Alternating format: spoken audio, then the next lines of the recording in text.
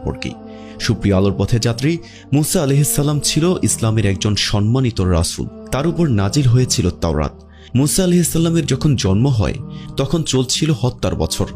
আসলে ফেরাউন স্বপ্নে দেখেছিল এই বছরে সে পুত্র সন্তান জন্ম হবে যার হাতে নিহত হবে ফেরাউন। তাই সে যত পুত্র সন্তান জন্মাচ্ছে সবাইকে হত্যা করছে কোনো কিছুর পরোয়া না করে। এই কাজ যাতে সহজ হয় তাই দাত্রীকে তার বশে নিয়ে এসেছেন ফেরাউন। দাত্রী বাচ্চা গর্ভ থেকে বের করেই ফেরাউনের হাতে তুলে দিত এবং বাচ্চাকে নির্মমভাবে হত্যা করা হতো। কি মর্মাহত কাহিনী, কি দুর্বিষহ সময় ছিল তখন। আল্লাহু আকবার। মুসা আলাইহিস সালামের মায়ের ঘনিষ্ঠ বান্ধবী ছিল সেই ফেরাউনের গোলাম দাত্রী। তাই দাত্রী মুসা আলাইহিস সালামকে ফেরাউনের হাতে তুলে দেননি, বরং রক্ষা করেছিল। মুসা আলাইহিস সালামের মাতা তাকে ফেরাউনের থেকে বাঁচাতে আল্লাহর নির্দেশ মতো নিজ ছেলেকে ভাসিয়ে দিয়েছিল বক্সে করে। অবুঝ ছেলে নীল নদে ভেসে যাচ্ছে, তা কতটা কষ্টের তা শুধু সেসব মায়েরা বুঝবেন যাদের সন্তান হারিয়ে গিয়েছে। মুসা আলাইহিস সালামের মায়ের বুক ফেটে ছোঁচড় হয়ে যাচ্ছে, কিন্তু আল্লাহর হুকুম তিনি অমান্য করতে পারবেন না। ঠিক ওই দিন বিকেলে ফেরাউন আর তার স্ত্রী নদীর পাড়ে বসেছিল। এ সময় তারা দেখতে পেল একটা বক্স ভেসে আসছে। এই বক্স খুলে ফেরাউন দেখতে পেল একটা বাচ্চা। বাচ্চাটি ছেলে হওয়ায় ফেরাউন তাকে মেরে ফেলতে চেয়েছিল, কিন্তু ফেরাউনের স্ত্রীর মায়া হলো ছেলেটির উপর, তাকে আর মারতে দেয়নি। মুসা আলাইহিস সালাম সেদিন বেঁচে গিয়েছিল আল্লাহ সুবহানাহু ওয়া তাআলার অশেষ রহমতে। তার পরের কাহিনী তো আমাদের সবারই জানা।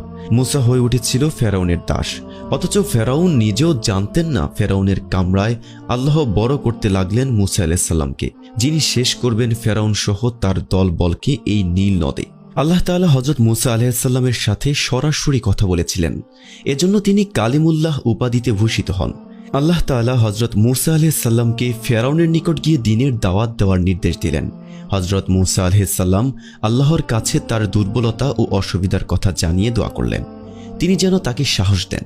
আল্লাহ তাআলা তার কাজ সহজ করে দেন এবং তার মুখের জড়তাকে দূর করে দেন, যাতে লোকেরা তার কথা বুঝতে পারে। তিনি তার ভাই হারুন আলাইহিস সালামকে সহযোগ হিসেবে চাইলেন। আল্লাহ তাআলা তার প্রার্থনা কবুল করলেন।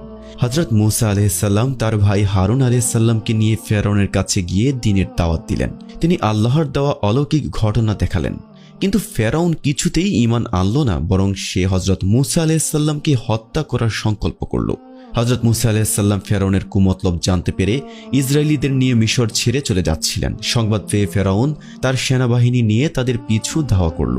হযরত মুসা আলাইহিস সালাম তার অনুসারীদের নিয়ে নীল নদের তীরে উপস্থিত হলেন। সামনে নীল নদ, পেছনে ফেরাউন বাহিনী। এমন অবস্থায় আল্লাহ তাআলার আদেশে হযরত মুসা আলাইহিস সালাম হাতের লাঠি দ্বারা নদীতে আঘাত করলেন। পানি দুধারে